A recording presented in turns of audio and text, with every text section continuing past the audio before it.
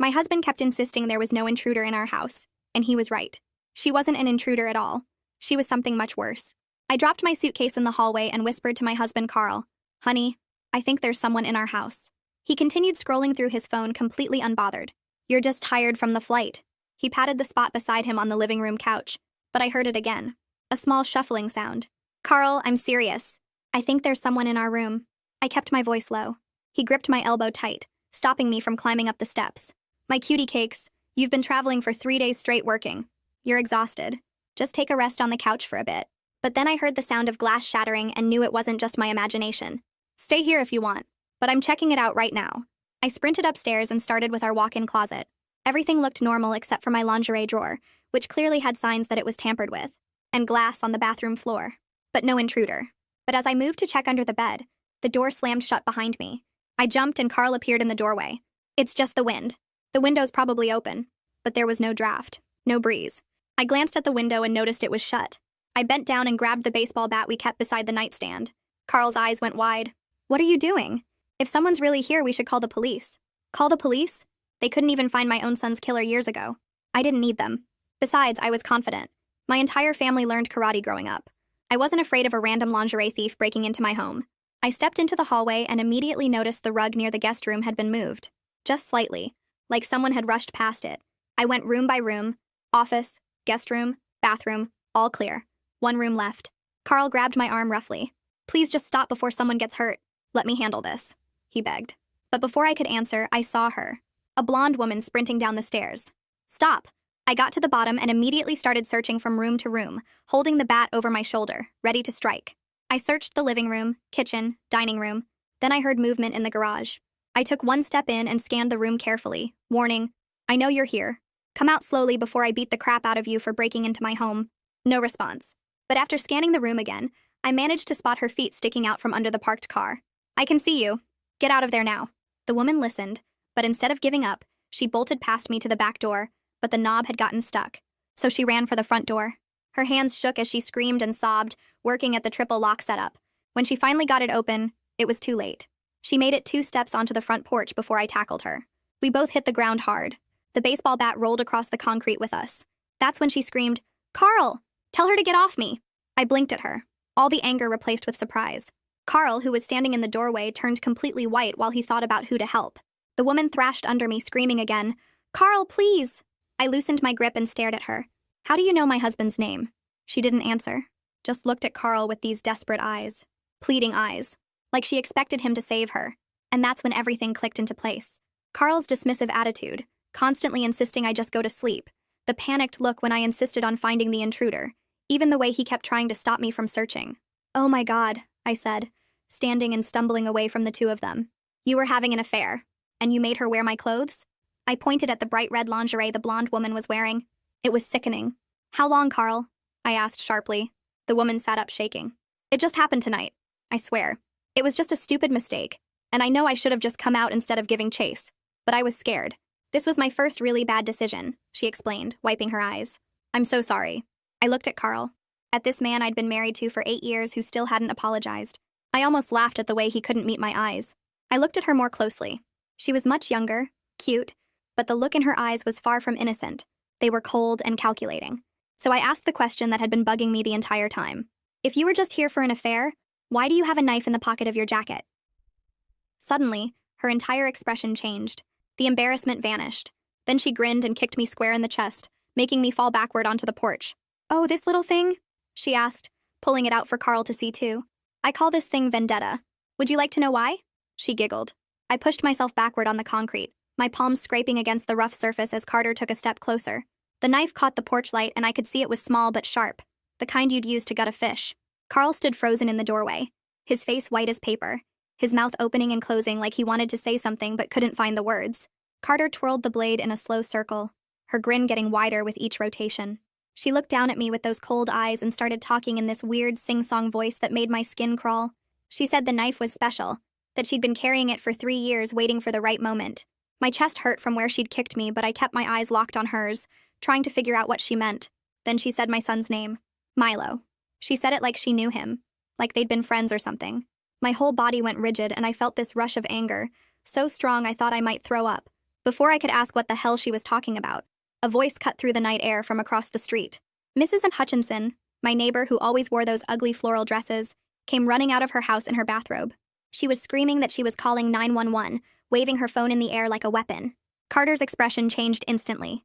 The playful look vanished and her jaw clenched tight.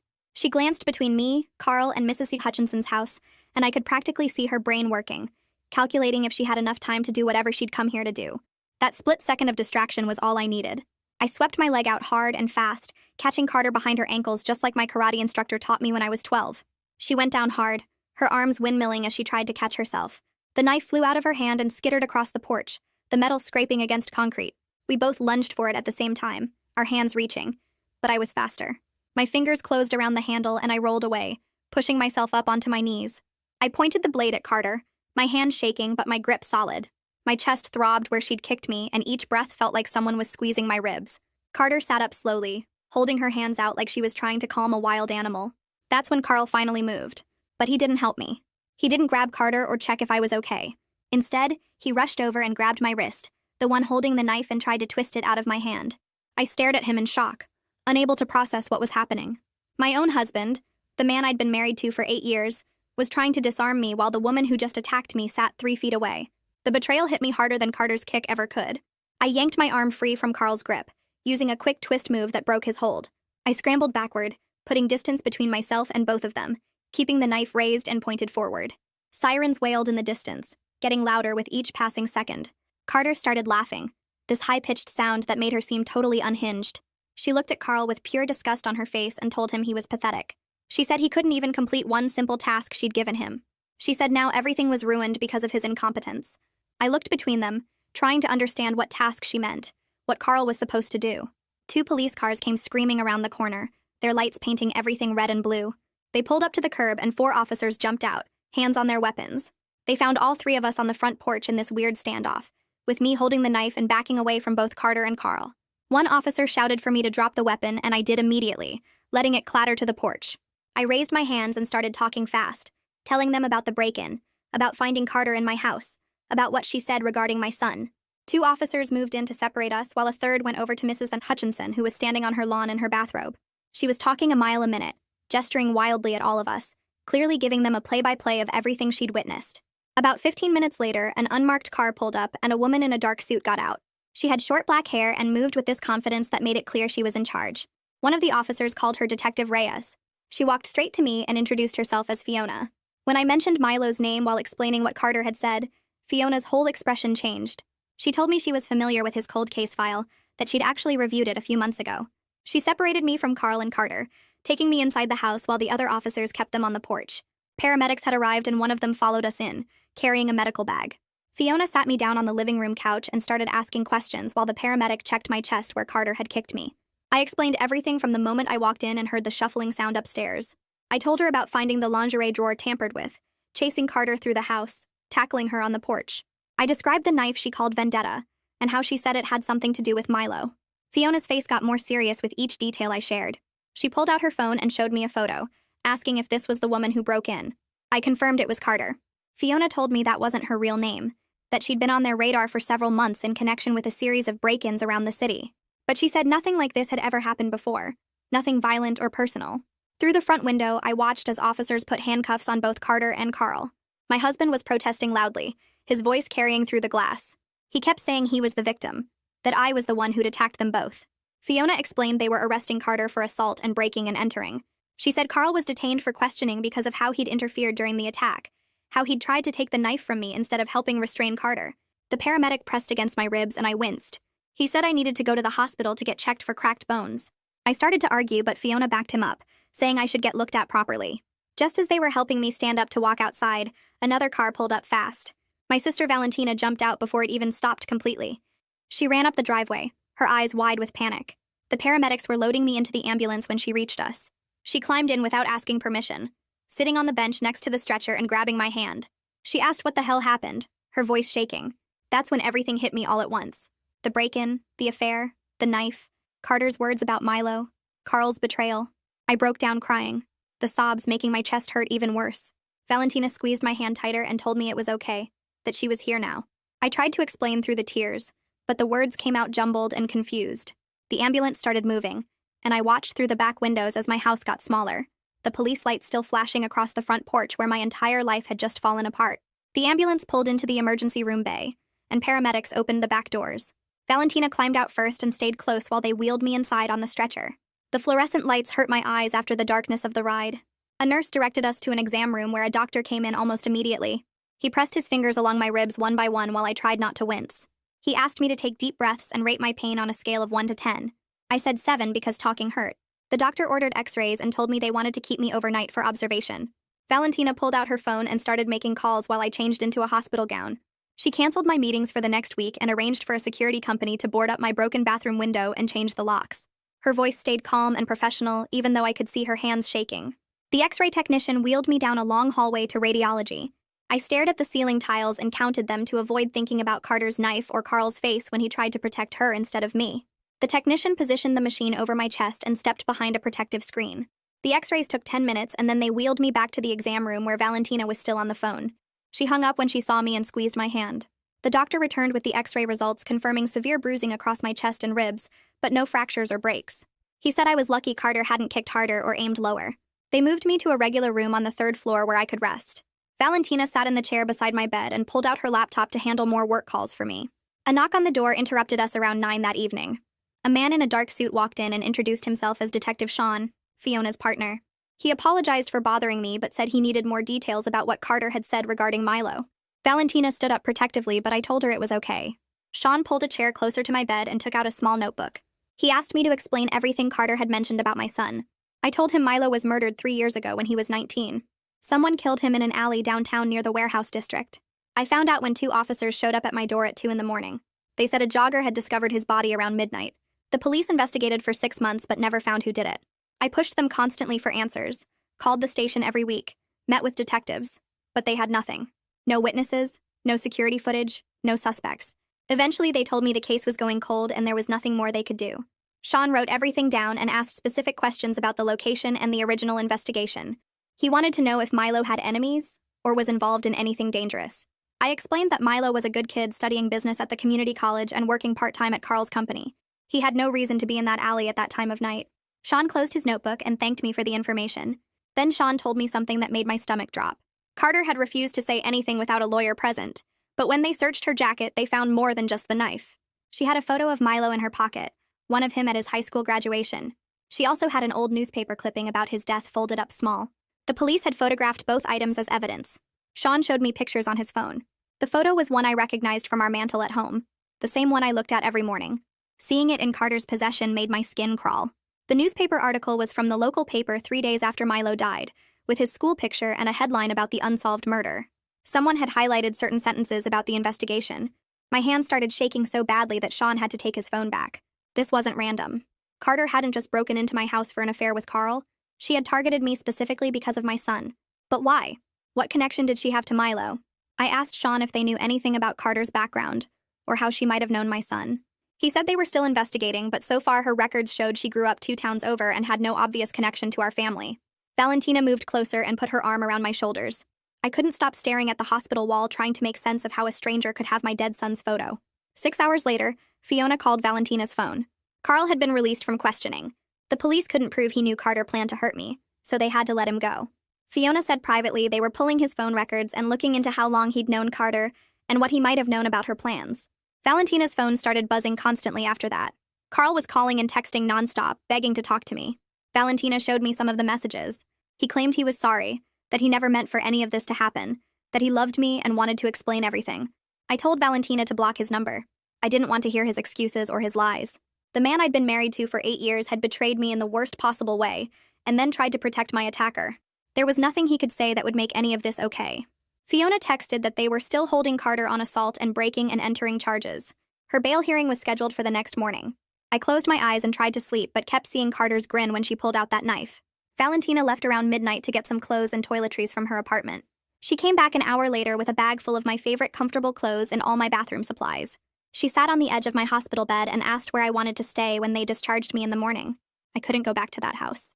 The thought of sleeping in the bed where Carl had betrayed me made me want to throw up. The thought of walking into that closet where Carter had hidden wearing my lingerie made my skin itch. I asked if I could stay with Valentina for a few days until I figured out what to do next. She said of course, and that she'd already made up her guest room for me. The nurse came in to check my vital signs and give me pain medication.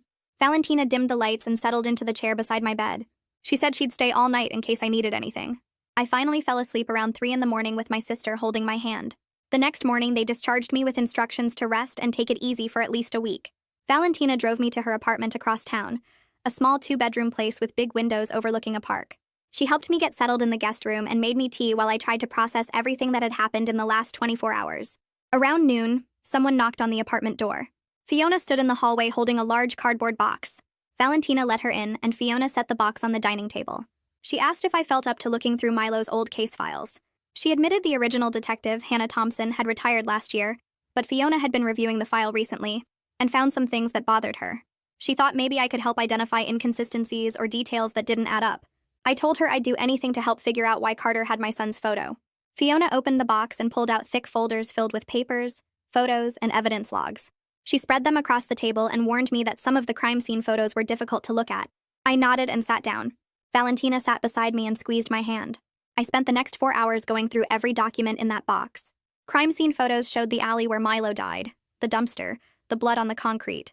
Witness statements from people who lived nearby but hadn't seen or heard anything useful. Evidence logs listing items collected from the scene. My hands shook so badly that Valentina had to help me turn pages. I was reliving the worst period of my life, seeing details I'd never known before about how my son died. Valentina pointed out things I was too emotional to notice clearly.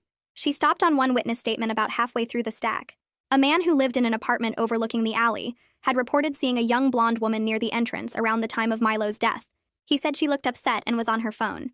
The police had tried to find her but never identified who she was.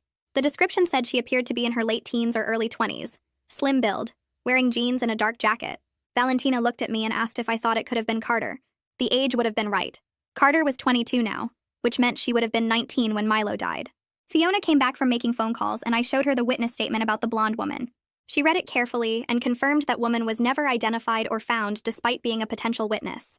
The original detective had followed up on the lead for about 2 weeks, but it went nowhere. Now we were all wondering if that blonde woman could have been Carter. The timeline matched perfectly. Fiona pulled out her phone and showed me Carter's booking photo from last night. I compared it to the physical description in the witness statement. Height, build, hair color, all of it fit. But why would Carter have been at the scene of Milo's murder? Was she involved somehow? Did she know who killed him? My mind raced with possibilities and none of them made sense. Fiona said she'd request a warrant to search Carter's apartment and see what else they could find. She packed up the case files and told me to rest. But I couldn't rest. I needed answers about why this woman had been stalking my family. I told Fiona I wanted to speak with Hannah Thompson, the retired detective who worked Milo's case. I needed to know why the blonde witness was never pursued more seriously, why that lead was allowed to go cold. Fiona made some calls and arranged a meeting at Hannah's home for that afternoon. We drove across town to a quiet neighborhood with old trees lining the streets. Hannah's house was a small ranch style with flower beds in front. An older woman with gray hair answered the door and greeted us with a sad smile. She said she remembered me from all the times I'd called the station about Milo's case.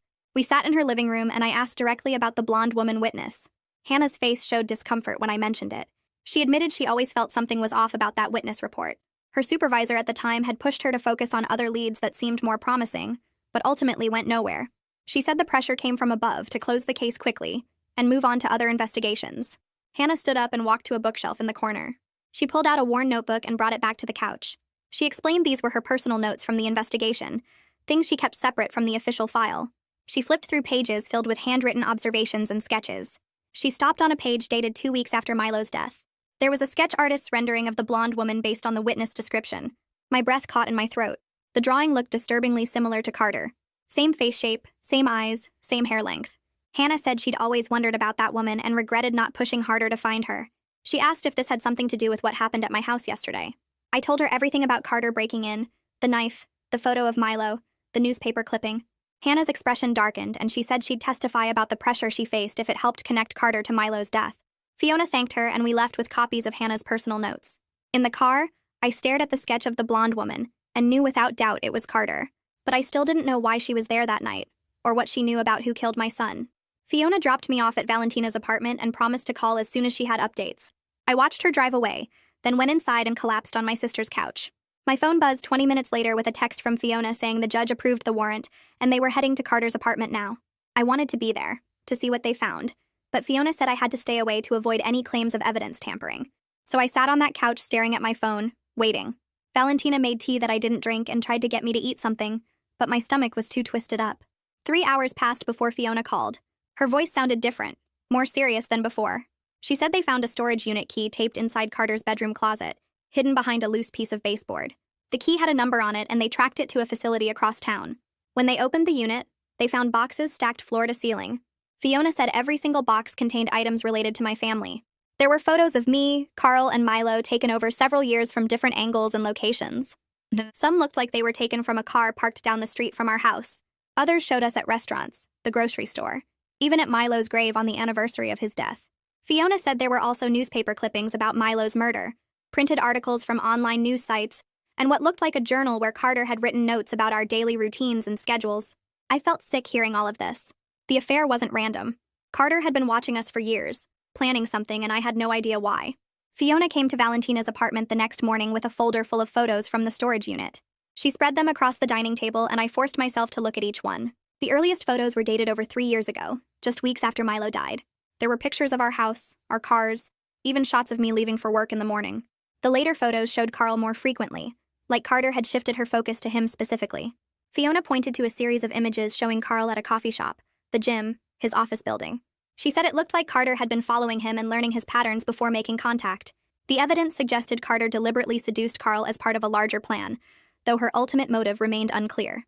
I asked Fiona what she thought Carter wanted, why she would spend years stalking my family and then sleep with my husband. Fiona admitted she didn't know yet, but the level of planning and detail suggested this was about more than just the affair, or even revenge for something. There had to be a deeper connection to Milo's death, something that drove Carter to invest this much time and energy into getting close to us. I stared at a photo of Milo walking to his car the week before he died. Carter had been there, watching him, and I never knew. Later that afternoon, someone knocked hard on Valentina's apartment door. My sister looked through the peephole and her face went pale. Carl stood in the hallway looking terrible.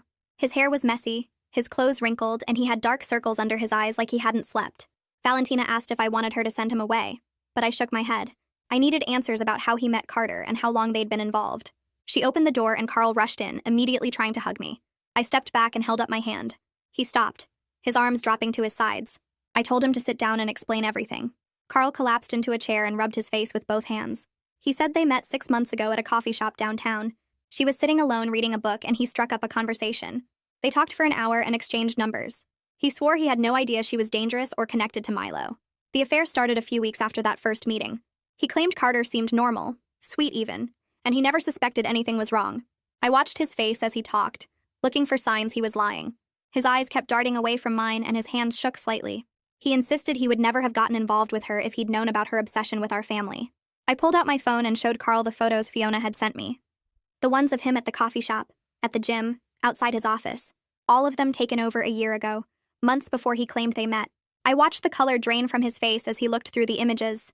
He tried to say Carter must have been following him before they met, that it didn't change his timeline.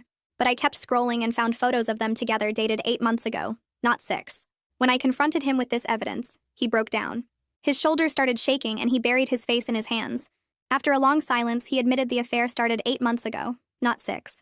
He said he lied because he was ashamed and didn't want me to know how long he'd been cheating. But he swore on everything that he never knew about her obsession with our family.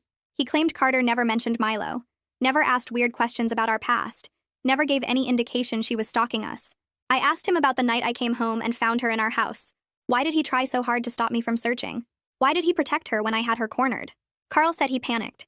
He knew if I found her, the affair would be exposed and he'd lose me. He admitted that was selfish and stupid, but he wasn't thinking clearly in that moment. 2 days later, Fiona called and asked if I wanted to come to the station. Carter was interrogated and Fiona thought it might help if I observed through the one-way mirror. I agreed immediately.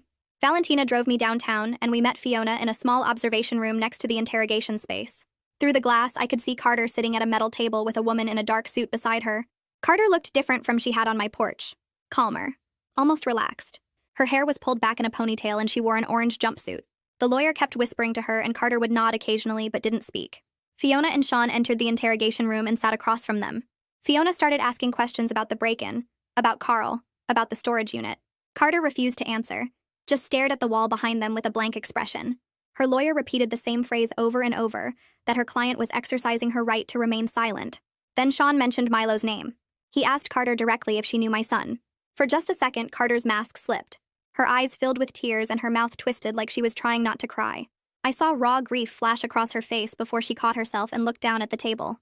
She composed herself quickly, wiping her eyes and straightening her shoulders. But I'd seen it. That reaction was real. During a break in the interrogation, Carter's lawyer requested a private meeting with prosecutors to discuss a possible deal. Fiona came into the observation room and warned me that Carter might offer information about Milo's death in exchange for reduced charges. She said I needed to decide if I was willing to let her avoid full punishment to finally learn the truth about what happened to my son. I stared through the glass at Carter, who was now talking quietly with her lawyer. The young woman who broke into my home, wore my clothes, slept with my husband. The woman who'd been stalking my family for years. Part of me wanted her to suffer the maximum penalty for everything she'd done. But a bigger part of me needed to know what happened to Milo. I'd spent 3 years with questions eating away at me, wondering who killed my son and why. If Carter had answers, I had to hear them. I told Fiona I needed the truth more than I needed revenge. That 3 years of not knowing had been torture worse than anything else. Fiona nodded and said she'd tell the prosecutor. An hour later, we sat in a conference room with the lead prosecutor, a thin man with gray hair who introduced himself but whose name I immediately forgot. He explained that Carter's lawyer wanted to present a proffer, which was basically a written statement outlining what information Carter could provide. The prosecutor made it clear they weren't promising any deal until they heard what she had to say and verified it was credible. He asked if I understood, and I said yes. The lawyer entered with a thick folder and handed copies to everyone at the table. I opened mine and started reading. The first page made my hands shake, so badly that Valentina had to hold the papers steady for me. According to the proffer, Carter witnessed Milo's murder, but wasn't the killer. She'd been trying to find evidence to prove who really did it. The revelation stunned everyone in the room because it changed everything we thought we knew about her motives and actions. The prosecutor asked several questions about specific details, and Carter's lawyer answered each one carefully. Fiona kept glancing at me, checking if I was okay. I wasn't, but I needed to hear the rest. The proffer explained that Carter saw a man arguing with Milo in the alley that night 3 years ago. She'd been sitting in her car nearby, having pulled over to answer a phone call. The argument turned violent, and she watched as the man pushed Milo during a heated exchange. Milo stumbled backward and hit his head on the corner of a metal dumpster. He went down hard and didn't get up. The man checked Milo's pulse, panicked, and ran. Carter sat frozen in her car, too scared to move or call for help. Then the man came back a few minutes later and saw her sitting there. He walked up to her window and she rolled it down, terrified. The man told her if she ever said anything about what she saw, he would destroy her life. He said he had power and connections and would make sure she went to prison for Milo's death instead of him. She was 19 years old with a record for petty theft and drug possession. She believed him, so she drove away and never told anyone what she witnessed. But the guilt ate at her every single day. She started following my family, watching us grieve, seeing me beg police for answers. She decided she had to find proof of what really happened, so she could come forward without the man being able to turn the blame on her. The proffer didn't name the killer yet, but it included details about the crime scene that were never made public. Specific things like the position of Milo's body, the angle of the head wound, even the fact that his phone was found 15 feet away from where he fell. Fiona and Sean immediately pulled out their copies of the original case file and started comparing notes. They went through page after page, checking every detail Carter had provided. After 20 minutes, Sean looked up and confirmed that everything matched. There was no way Carter could know these details unless she'd actually been there that night. The prosecutor asked more questions about the timeline, about what Carter saw before and after the incident. Her lawyer answered each one with information from the proffer. I sat there trying to process what I was hearing. Someone pushed my son.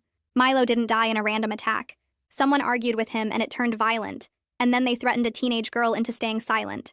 I needed to know who. I needed the name of the person who killed Milo and stole 3 years of truth from me. The prosecutor stood and told me they'd arranged for me to observe Carter's next interrogation, that she'd agreed to speak on record about everything she knew. Fiona guided me down a hallway to a small room with a window looking into the interrogation space.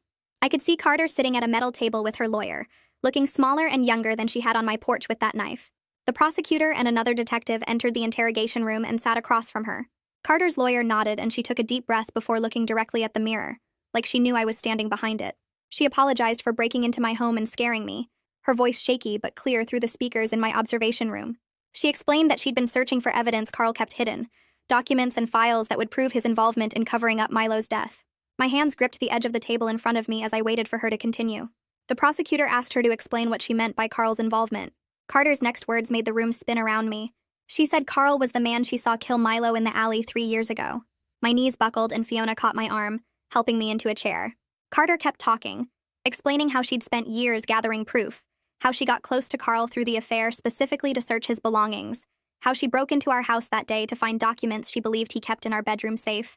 I wanted to scream that she was lying, that Carl would never hurt Milo, that this was some sick revenge plot. But even as those thoughts formed, other pieces started clicking into place in my mind.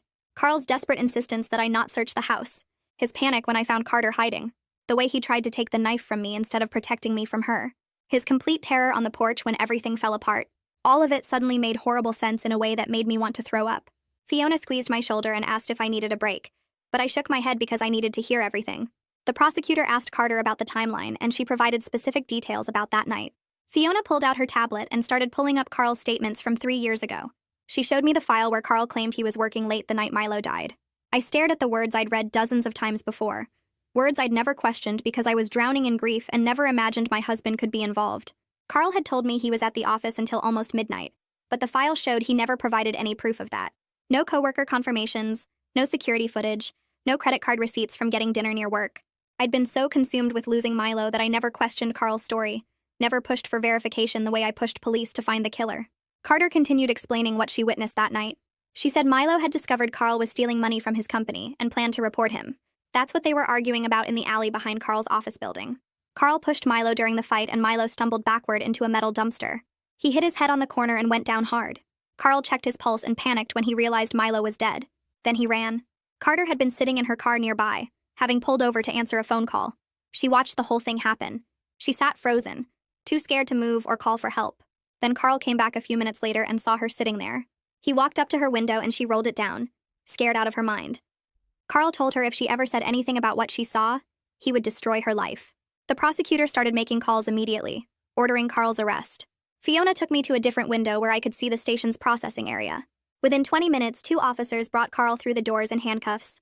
He looked around wildly, and then he saw me standing at the window. He started shouting that Carter was lying, that she was crazy and manipulating everyone. His voice got louder and more desperate, but the officers kept walking him toward the holding cells. His panic only made him look more guilty, more like a man who'd been caught instead of a man who'd been wrongly accused. I turned away from the window, unable to watch anymore.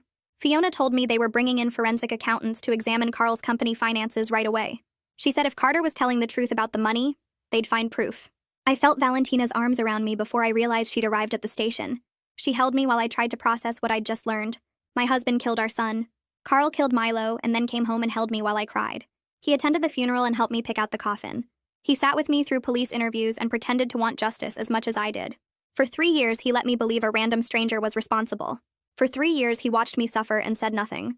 Valentina guided me to the bathroom and I collapsed against the wall, sobbing so hard I couldn't breathe. My entire life was a lie built on Carl's secrets and crimes. Everything I thought I knew about my husband, about our marriage, about that terrible night, all of it was false. The man I'd trusted and loved had killed our son and spent 3 years covering it up. 2 hours later, the prosecutor found me in a conference room where Valentina had taken me to sit quietly. He said the accountants had already found exactly what Carter described. Evidence of stealing going back 4 years. Milo had been working at Carl's company that summer, helping organize old financial records. He must have found the proof of the fraud while doing that boring intern work. The prosecutor explained they had enough to charge Carl with killing Milo and hiding evidence, though proving he planned it ahead of time would be harder. Carter had provided more evidence she'd collected over the years. Recordings of Carl talking in his sleep about the accident, photos she'd taken of documents in his home office when she was there for the affair, copies of threatening text messages Carl had sent her from a burner phone. Everything pointed to Carl being guilty, to him killing Milo and then spending 3 years making sure no one ever found out. Fiona came to get me an hour later, saying Carter's lawyer wanted me to meet with her privately. I followed Fiona to a small meeting room where Carter sat alone, her lawyer having stepped out. She looked at me with red eyes and said she'd been living with guilt for 3 years about not coming forward sooner. She explained that Carl had found her after Milo's death, tracking her down somehow. He warned her he would ruin her life if she ever spoke about what she saw. She was 19 years old with a record for stealing and drugs. She believed him when he said he had the power to make her take the blame for Milo's death instead of him. So she stayed quiet and tried to move on, but the guilt ate at her every day. She started following my family, watching us grieve, seeing me beg police for answers. She decided she had to find proof, so she could come forward without Carl being able to turn everything around on her. That's when she started the affair, getting close to him to search for evidence. She said she never meant to hurt me and actually respected how hard I fought for the truth about Milo.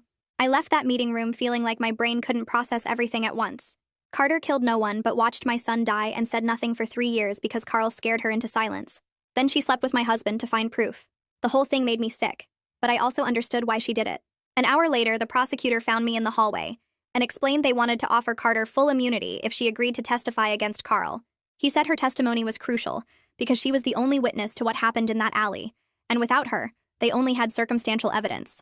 I told him I supported the deal even though it felt wrong to let her walk free after everything. Fiona pulled me aside after the prosecutor left and warned me that Carl's defense lawyer would tear Carter apart on the stand. She said they would focus on the affair and the break-in to make Carter look like a crazy woman seeking revenge instead of a credible witness. The trial would be brutal, and there was no guarantee we would win. 2 days later, Carl appeared in court for his bail hearing, and I sat in the back row watching him stand before the judge in an orange jumpsuit. The prosecutor argued he was a flight risk with money hidden overseas and a clear motive to run. Carl's lawyer claimed he was a respected businessman with ties to the community who deserved to await trial at home. The judge denied bail, and Carl's face went white as they led him back to holding. I felt nothing watching him disappear through that door. That same afternoon, I met with Valentina at a lawyer's office downtown to file for divorce. My sister had found someone who handled cases involving criminal defendants and understood how to protect my assets. The lawyer explained that because Carl's crimes directly caused Milo's death and my trauma, I could claim all our marital property. She said the divorce would move fast since Carl couldn't contest anything from jail, and his criminal conviction would make fighting me pointless. I signed the papers without hesitation and felt the first small bit of relief I'd experienced in days. The next 2 months blurred together in a mess of meetings with prosecutors and therapy sessions trying to process everything. I spent hours going over my testimony and reviewing evidence while my therapist helped me work through the betrayal and grief that kept hitting me in waves. Some days I felt strong and ready to face Carl in court. Other days I couldn't get out of bed because the knowledge that I'd shared a home with my son's killer for 3 years made me want to disappear. Valentina stayed with me most nights because being alone meant drowning in thoughts I couldn't escape. About 6 weeks into trial prep, Hannah reached out through Fiona asking if she could meet with me. I agreed, and she came to Valentina's apartment looking older and tired. She sat across from me and apologized for not pursuing the blonde witness more aggressively when she worked Milo's case. Hannah admitted her supervisor back then had business connections to Carl's company and pressured her to close the investigation quickly. She said she always felt something was wrong but couldn't prove it, and eventually got pushed into retirement when she kept asking questions. Hannah offered to testify about the pressure she faced, which could help show Carl used his influence to cover up the crime. I thanked her and told Fiona to add Hannah to the witness list. The trial started on a cold Monday morning in late fall, and I arrived at the courthouse with Valentina gripping my hand. We took seats in the second row behind the prosecution table where I could see everything clearly. Carl sat at the defense table in a suit looking thinner than I remembered, and refusing to look in my direction. His lawyer was a sharp woman in her 50s who spent the first day telling the jury that Carl was a loving father whose son died in a tragic accident. She painted Milo's death as a terrible mistake that Carl had been living with guilt over for years. I wanted to scream that it was all lies, but I sat quietly and watched. The next day, Carter took the stand wearing a simple blue dress with her hair pulled back. The prosecutor walked her through what she saw that night in the alley 3 years ago. She described hearing Carl and Milo arguing about money and fraud. She explained watching Carl push Milo during the fight and seeing my son hit his head on the dumpster. She talked about being too scared to come forward because Carl found her afterward and threatened to destroy her life. Carter stayed calm even when Carl's lawyer started the cross-examination by asking about the affair. The defense lawyer called her a scorned mistress who made up this story to get revenge after Carl tried to end things. She asked why anyone should believe a woman who broke into someone's home and assaulted them. Carter never wavered. She looked the lawyer right in the eye and said she broke into my house looking for documents that proved Carl killed Milo, and she was sorry for scaring me, but she never meant to hurt anyone except the man who murdered my son. The prosecutor stood up during redirect and presented forensic evidence of the embezzlement Carl had been hiding. He showed the jury records proving Milo worked at Carl's company that summer and had access to the financial files. Then came the phone records showing Carl called a criminal defense lawyer within an hour of Milo's death. The prosecutor pointed out that Carl called his lawyer before he even called me to say our son was missing. That detail hit me like a punch because I remembered getting that call from Carl hours after Milo died. He told me Milo never came home from work and we should check hospitals. He acted worried and scared when really he already knew Milo was dead in an alley because he put him there. 3 days into the trial, the prosecutor called me to testify. I walked to the witness stand on shaking legs and swore to tell the truth. The prosecutor asked me to describe Carl's behavior after Milo's death. I explained how my husband discouraged me from pushing police for answers. I told the jury about Carl suggesting I see a therapist to help me move on, instead of supporting my search for justice. I described the way he isolated me from friends and made me dependent on him emotionally. Then I broke down crying on the stand as I realized Carl spent 3 years making sure I never found out the truth, because the person I was looking for was him. The judge called a recess and Valentina met me in the hallway holding me while I sobbed. Carl's lawyer spent the next week presenting character witnesses who described him as a devoted husband and father. His co-workers talked about his dedication to the company. His brother claimed Carl loved Milo more than anything, Our former neighbors said we seemed like the perfect family, but the prosecution countered with evidence of Carl's financial crimes going back years. They showed emails where Carl threatened employees who questioned his accounting methods.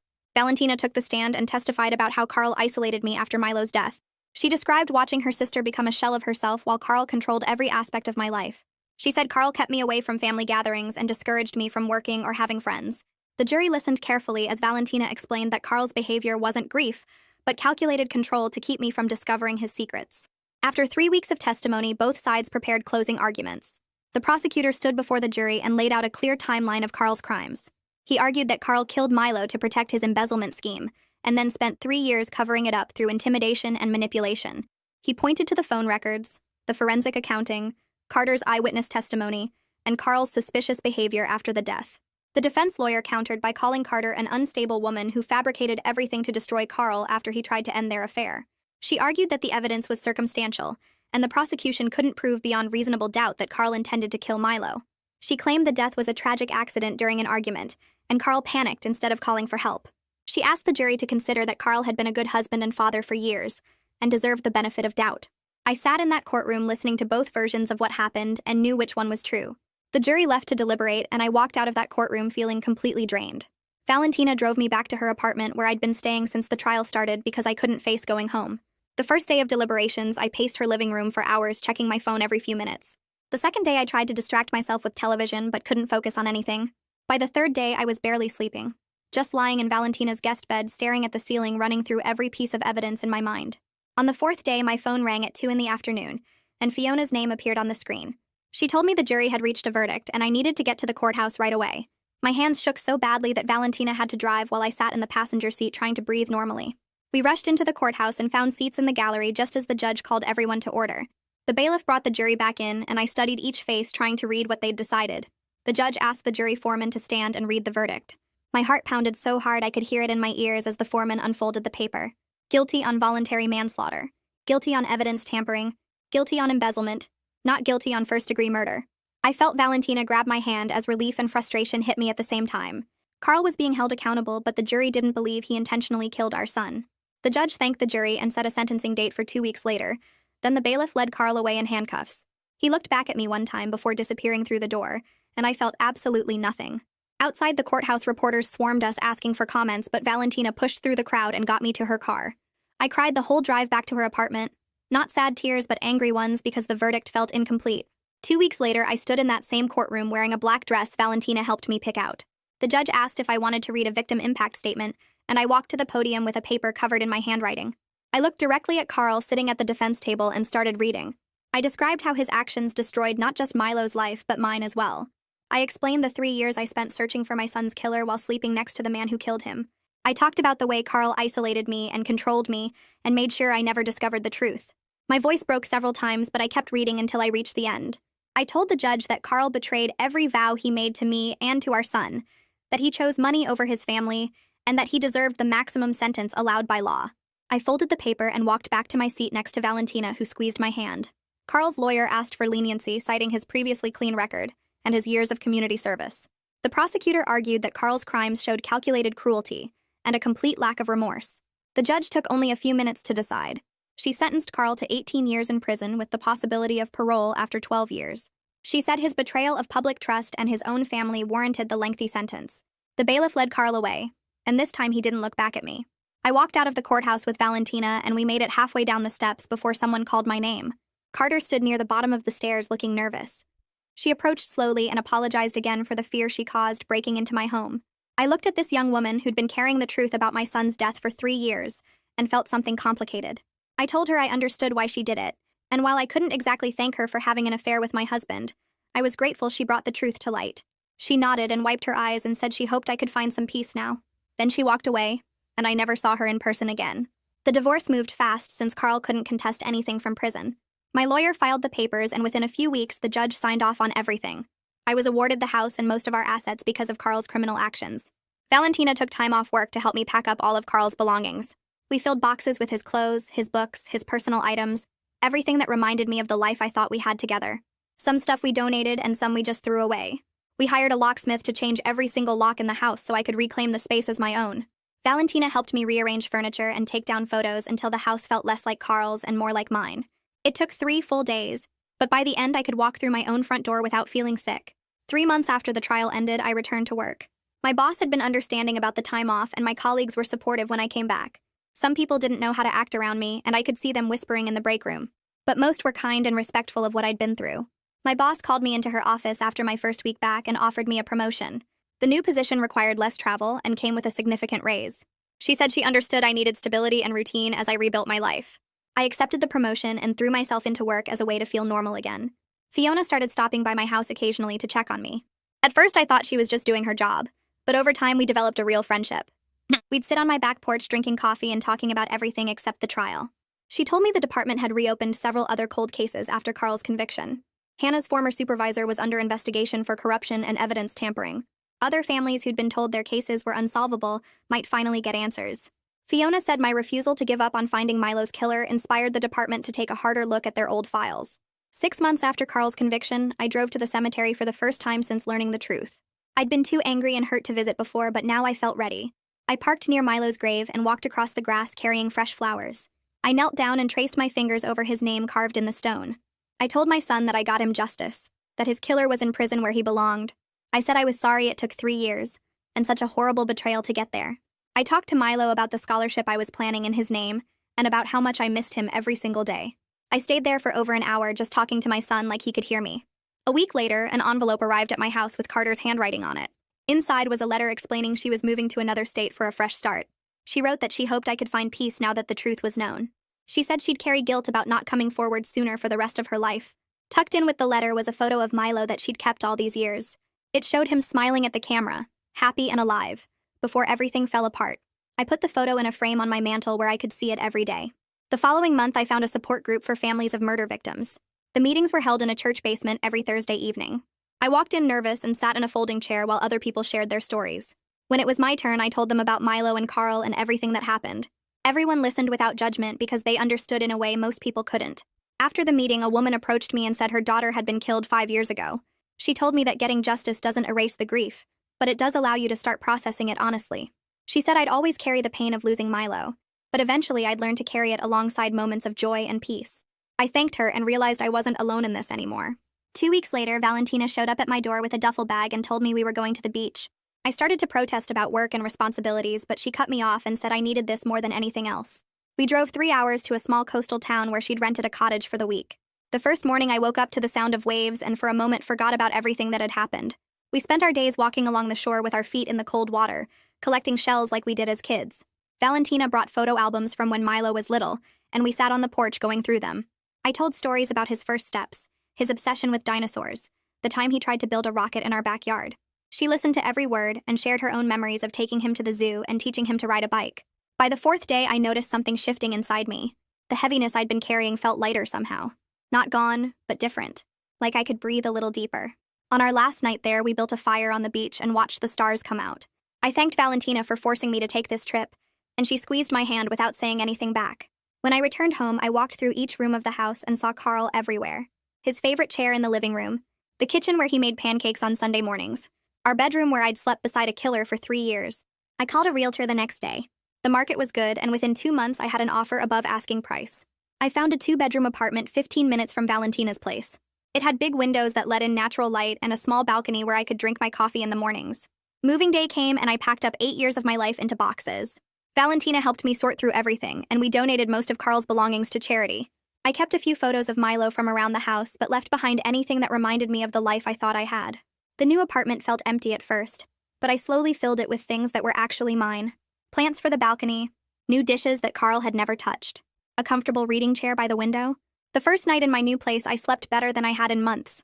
Milo's birthday arrived 6 months after the trial ended. He would have been 22 years old. I'd been planning something for weeks because I couldn't let the day pass without marking it somehow. I contacted the local university and worked with their financial aid office to establish a memorial scholarship in Milo's name.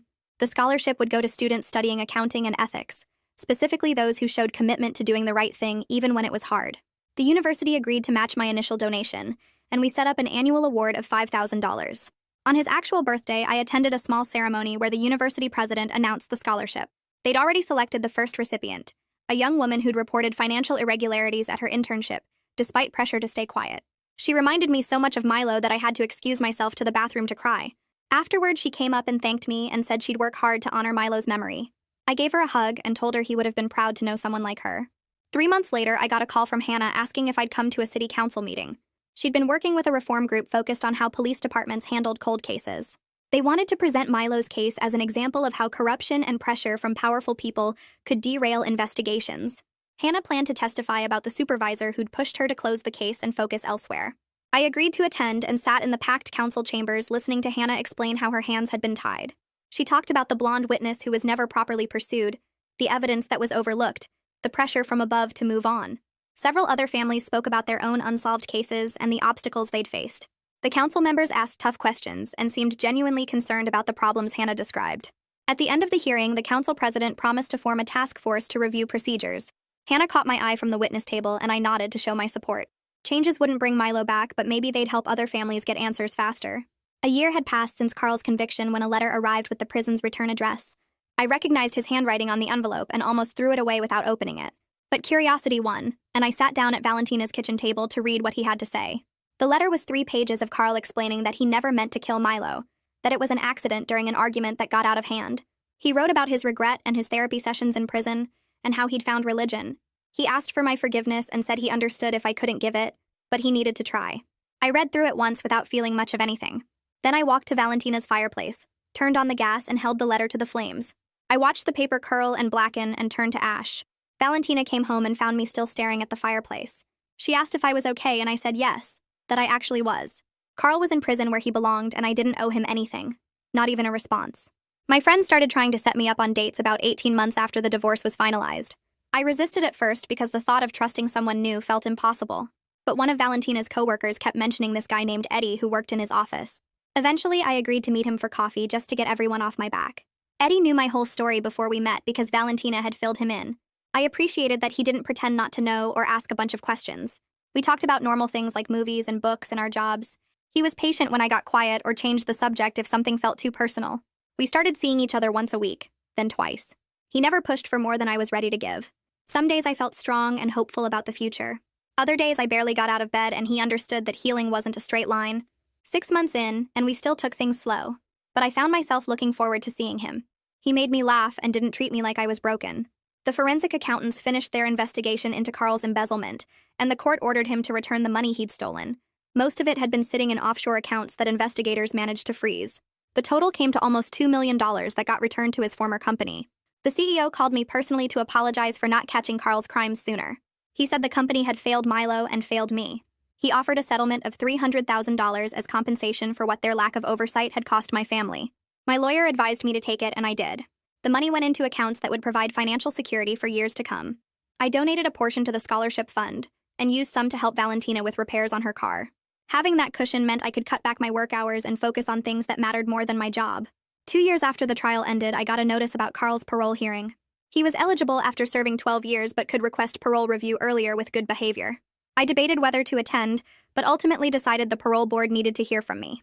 I drove to the prison on a cold morning in November and sat in a room with board members, Carl's lawyer and Carl himself in an orange jumpsuit. He'd lost weight and looked older than his years. The board asked him questions about his rehabilitation and his plans if released. He gave careful answers about his therapy and his remorse. Then they asked if anyone wanted to make a statement. I stood up and told them about Milo, about the 3 years I spent searching for his killer while sleeping next to that killer every night.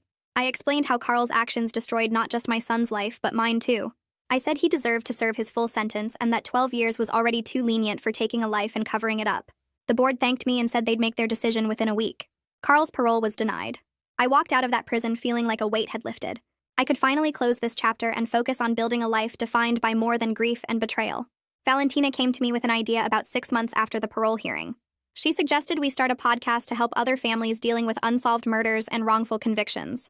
We could share what we learned navigating the criminal justice system and offer support to people who felt lost. I loved the idea immediately. We spent weeks planning episodes and reaching out to experts who could provide advice.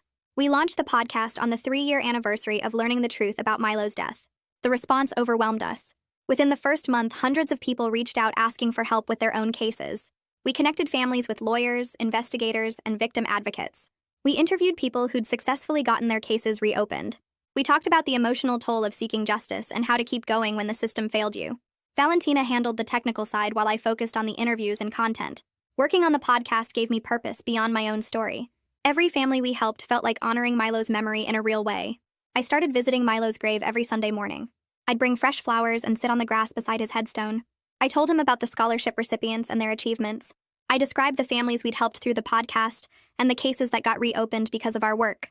I talked about Eddie and how scary but good it felt to open my heart again. I shared memories from our beach trip with Valentina and how much I wished he could have been there. The grief never went away completely, but it changed shape over time. Instead of the sharp pain that used to knock me down, it became something I could carry alongside the happy memories. I remembered teaching him to swim and helping with homework and watching him graduate high school. Those 20 years I had with my son mattered more than the way he died. Some Sundays I cried at his grave, and other times I smiled, remembering something funny he'd said. The visits became a ritual that grounded me and reminded me why I kept fighting to help other families find their own answers. 3 years after the trial ended, I woke up in a bedroom I actually wanted to be in. The walls were painted soft blue instead of the gray Carl had insisted on, and sunlight came through curtains I picked myself. My partner Eddie was already up making coffee in the kitchen of our small house across town from where I used to live. I sold that other place within 6 months of the divorce finalizing and never looked back. The new house had 2 bedrooms, a tiny yard, and 0 bad memories attached to it. I got ready for work at the nonprofit Valentina, and I started Together, the one that helped families navigate cold case investigations. We had 3 full-time staff now and answered over 100 calls each month from people desperate for guidance. The scholarship fund in Milo's name had given out its 3rd round of awards last month, and one of the recipients sent me a thank you card that I kept on my desk. Eddie drove me to work most mornings because my car was ancient and unreliable, and we spent the drive talking about normal things like weekend plans and what to make for dinner. He knew about everything that happened with Carl and Milo, but he didn't treat me like I was broken. Some days the grief still hit hard, and I had to step away from my desk to cry in the bathroom, but those days came less often now. The podcast Valentina and I recorded every week reached thousands of listeners, and we heard from people all over the country who felt less alone because we shared our story. I learned that healing wasn't about forgetting Milo or pretending the betrayal never happened. It meant carrying those experiences while also making room for good things, like my relationship with Eddie and the families we helped through the nonprofit. Tonight was the anniversary of the day I finally learned the truth about how Milo died, and instead of spending it alone and miserable, I invited people over for dinner.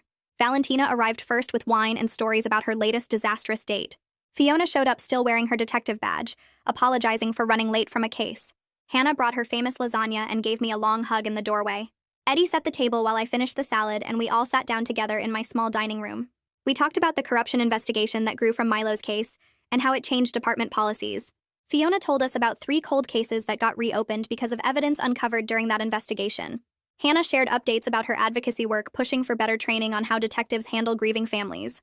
Valentina made everyone laugh with impressions of our most dramatic podcast callers. I looked around the table at these people who showed up for me when my whole world fell apart, who helped me find truth and build something meaningful from the worst experience of my life. I lost my son and the husband I thought I knew, but I gained clarity about who really mattered and strength I never knew I had. These people loved me exactly as I was, scars and all, and that felt like enough.